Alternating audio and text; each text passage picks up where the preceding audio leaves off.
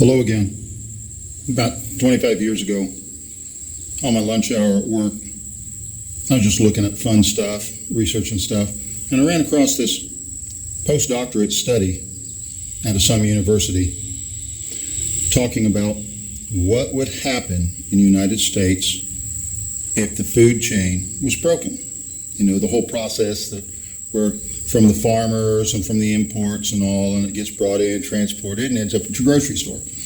What happened if that was interrupted? What would happen to society?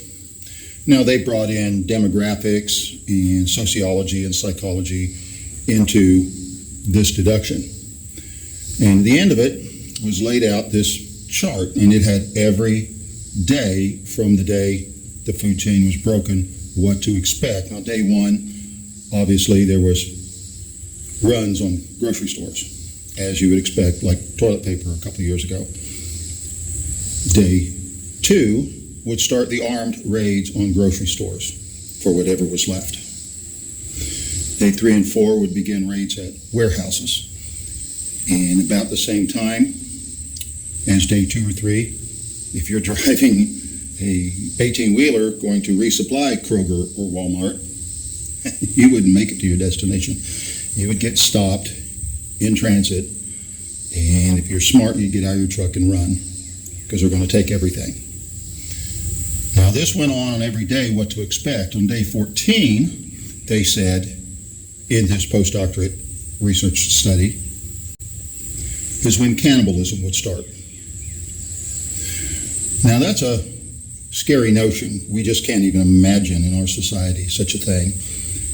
But when people are desperate, they do desperate things.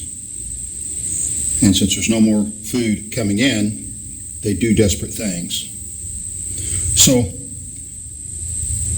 I began learning on what to do. I ran into an old lady who was very versed in this stuff, and she taught me how to eat a Christmas tree. Never thought about that, but it's available. I started a group I called the Day 15 group to teach them how to do this, how to not have your supply interrupted, because there is no links in the chains. There's just you connected straight to the source of your food. Now, we don't think this could ever happen, but you don't realize how fragile things are. Marriage is fragile, and if you've been married a number of years, you know this. Parenthood, ask any parent of a 5-year-old if parenthood is fragile. Society is more fragile.